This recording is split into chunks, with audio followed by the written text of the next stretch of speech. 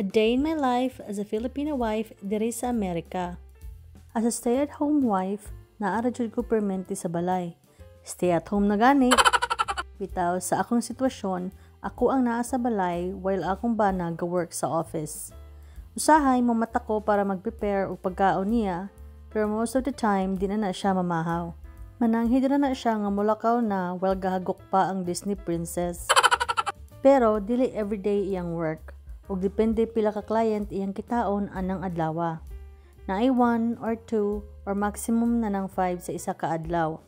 Usahay kadyot ra siya sa gawas, usahay pod alas 9 na sa gabi makauli. Ako nga nabilin sa balay, manglimpyo. Kung walay limpyohon, mag-arrange og bisan unsa or mamunlay, mamubo ug magatiman sa mga tanom. Pero depende ra pud na og okay akong pamati.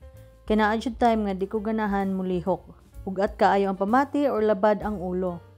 Pero karong adlaw siya mismo nakiglaag. Naa daw siya nakit-an lugar nga nice og view ug naa siya nagustuhan nga balay kay mas habog pa sa mga punuan. Gaw dayon ang Disney princess uy, kay road trip na good. Nice ug relaxing ang place. Wala kaayo sa kinan mulabay aning dapita, which is nice. Layo sa banha sa syudad. Walay traffic, punuan na imong makita, nice pagyud ang view. Kay sa panahon karon, gipagandoy na sa kadaghanan ang simple life. Ang simple nga pamuyo, less stress, peaceful nga pamuyo. Nga maupod akong pangandoy sa una pa lang. Sa kapait sa kinabuhi sa una ang akong pangandoy, kay maalisdan lang og sin ang atop sa among balay nga nipa ug daghan nagbuslot. Pwede na gud ka mag-stargazing sa sulod. Gamit tanan balde, planggana, Tupperware para salod sa gatulo nga atop inig ulan. Malisdan og jealousy among bintana nga made of kawayan nga crisscross style. Pero pinintalan biya tog pink. Sa kalig-on ato, walay kawatan nga makasulod agi sa bintana. Pero muagi ra sila sa ibabaw kay open kaayo walay ceiling. Very kawatan jud. Maski ingon ato da ay mikapobre na apa man gid ay makawat, no? Pero ladies and gentlemen, be very mindful. Wala may nakakita ninyo nga tawo, pero naay galanta sa taas nga Ginoo. Isa pa sa akong pangandoy sa una, ang masminto lang ang among salog bahalag dili naka-tiles. Kaya ang akong gusto katong salog nga sinaw nga pula. Kani nga pangandoy, murag agi ni atong elementary ug high school ko. Kay inig-abot sa eskwelahan, manglampaso, dayon before mouli sa balay, manglampaso na pod.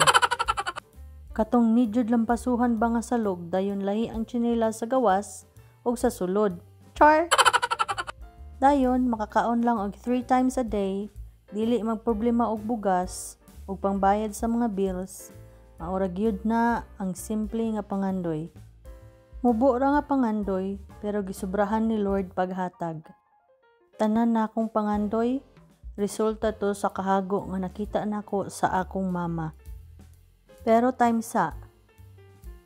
murag halos tanan man dagway, nangandoy makadaog sa loto maski 1 million ra gud.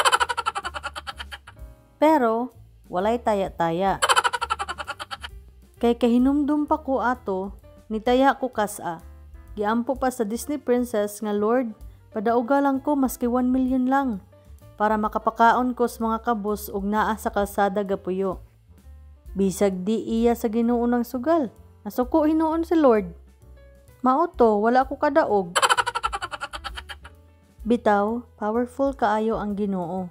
Kay in just one click, mausob niya ang dagan sa imong kinabuhi. Gihatagan ko sa Ginoo og isa ka instrumento para mahatag niya ang akong pangandoy ug sobra-sobra pa. Gihatag niya ang akong pangandoy nga atop nga sin, pero naanay kauban nga ceiling. Gihatag niya ang bintana nga dili na kawayan, pero glass na. Gihatag pud niya ang salog nga dili lang semento nga sinaw, kundi naka-tiles pa. Nawala na ang akong kabalaka, nga inig mag-ulan, dili makatulog ug ayo ang akong inahan. Wa man ako gipangandoy nga malayo ko sa akong pamilya Pero kay gisigurado man sa akong bana, uban sa panalangin sa Ginoo, nga mahalon na ang akong pamilya, dili nako para mo reklamo pa. Isa pa, malipay sila nga wala ako sa balay, kay walay magsigig yaw-yaw ug mangisog murag tiger. Lahi-lahi man ta og dagan sa kinabuhi, pero sa tanang mga nangandoy sama nako, padayon lang. Ayaw jud kawala sa paglaom og pagsalig sa Ginoo, pero ayaw pod panglimbong og isig katawo. Sa mga oras nga kasurinderon ka, diha nimo dapat mas lig-unon imong pagtuo niya. Dasig lang, makab-ot ra lagi nimo na imong mga pangandoy.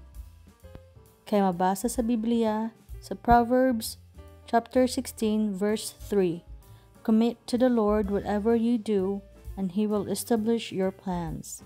Sa Bisaya pa, pangayua ang panalangin sa Ginoo sa imong mga laraw ug mulampos ka sa pagtuman niini.